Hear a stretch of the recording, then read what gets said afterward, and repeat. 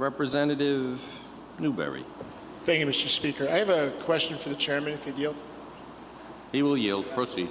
So, Chairman, I just have some questions. There was a hearing on June 5th, I think, on the Board of Elections lease. That's the one I'm asking about. Okay. And I've got a couple of articles. I don't know too much detail. They're written by Patrick Anderson of the Journal. One is from June 6th and one's from June 13th. And so, folks, just so you know some of the backstory here, and I want to ask you for some elaboration about what got discussed at the hearing, because I don't know. The Department of Administration put out an RFP for a lease. The Board of Elections, we know, is on Branch Avenue. They want to move to new space, which is fine. They put out an RFP. As I understand from the news articles, they're not required to do that, but it makes sense because you get competitive bidding that way. And they had, I think it was 4 separate bidders, the lowest bid of which was an outfit that leased property on Thurbers Avenue in Smithfield. If those of you who are not familiar with the area, it's right off 295. It sounds like it's far away from places, but it's actually pretty convenient for most of the people in the state. It's an old Citizens office building. I presume they moved out when they went to Johnston. Anyway, after the RFP was put out, the Department of Administration looked at the bids and they decided to cancel them. They didn't accept the lowest bid. So as I understand it, the lowest bidder, this Thurbers Avenue, these people, they filed a bid protest, and that bid protest was denied. And then they entered into direct negotiations with an outfit called Dean Warehousing in Cranston, and now they're going to lease in Cranston. They say the rent at the Cranston location is cheaper than any of the rents in the bidding. And that may be true, I don't know. The information in the news did not indicate what the low rent was.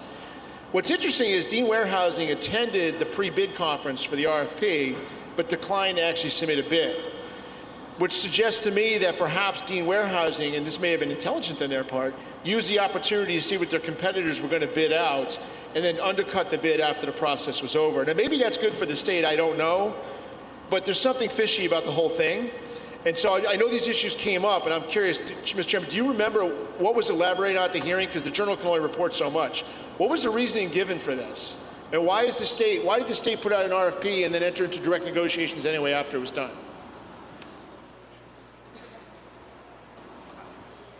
Okay, we did hear that evening. From what I remember, the Board of Election wasn't happy with the property that was at hand. And it is now, and we did get a bid challenge letter after that had occurred, and so it's in the process of being adjudicated, I'm assuming.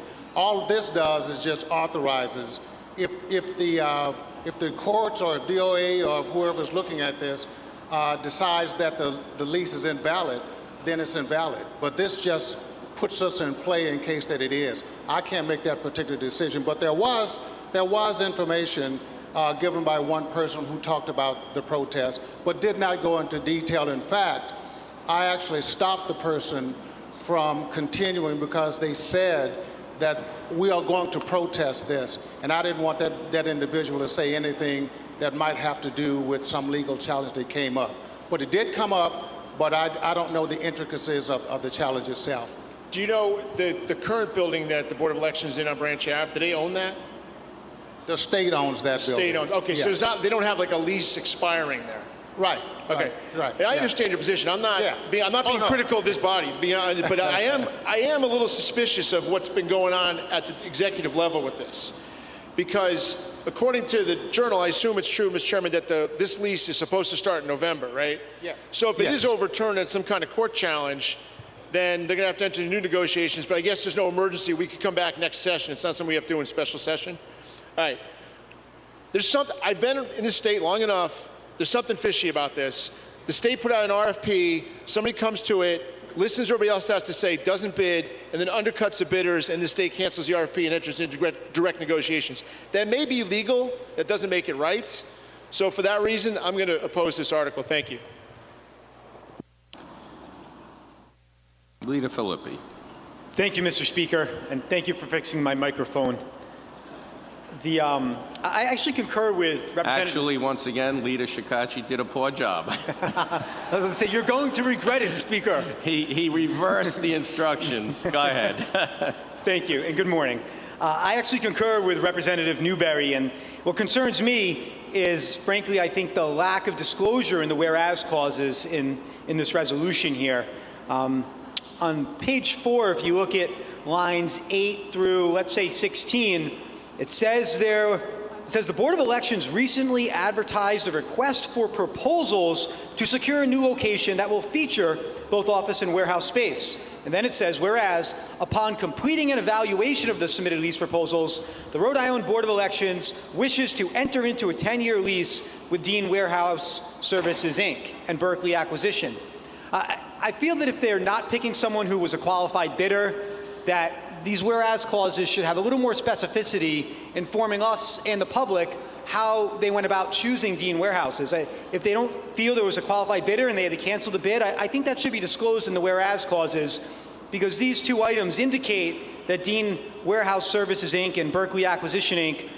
appear to be the most responsive or best bid for the state, and it doesn't appear that that was the process which was utilized. In terms of the ability of the courts to cancel the lease, I'm concerned as to whether the courts will even have that authority, because it appears that we're authorizing this new lease here. So I don't know how a court could go back and undo our decision today to authorize the Board of Elections to enter into a lease with Dean Warehouse and Berkeley Acquisition.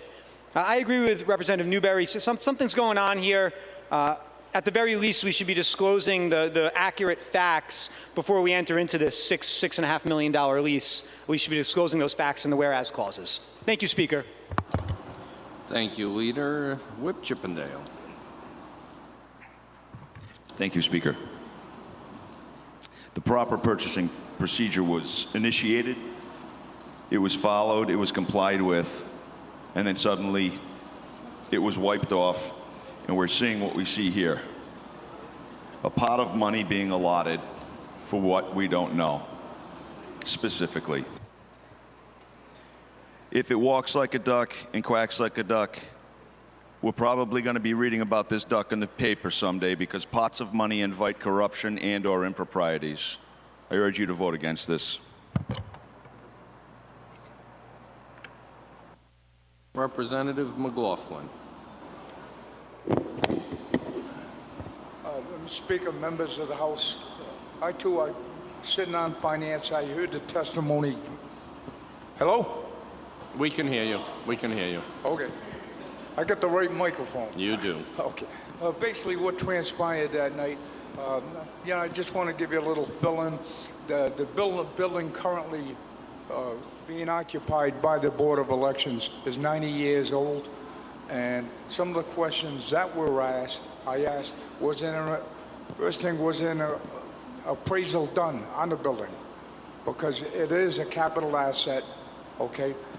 Like most of the buildings they want to change, it is in need of repair, but their answer, administration's answer to me was, no, there hadn't been an appraisal done. Well, if you sell a house, your home or something, first thing you do is get an appraisal on it. So to me, it's kind of up in the air. I don't know. I wasn't satisfied with the answers I heard. So with that said, I want to hear what the rest of the comments are, period. Thank you. Representative Petrucci. Thank you, Speaker. I would just like to point out one thing. I sit on finance also, and if you look at every one of these lease agreements, every section, they list the square footage, except this particular section 5. And there could be a very good reason for that, because from what we were told, the existing Board of Elections location is 25,000 square feet, and we are looking at moving it to a 65,000 square foot building.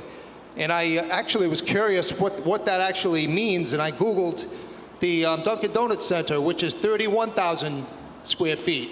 So we're moving into a building that's more than twice the size of the Dunkin' Donuts Center.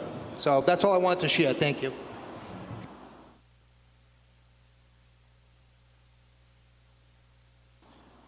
Whip Edwards. Thank you, Mr. Speaker. To Rep. Petrucci, one of the reasons why they are going to an increased size building is because they are going to bring all of their voting machines to the same location. They are currently stored off-site, and they'd like to have all of their materials stored at one location.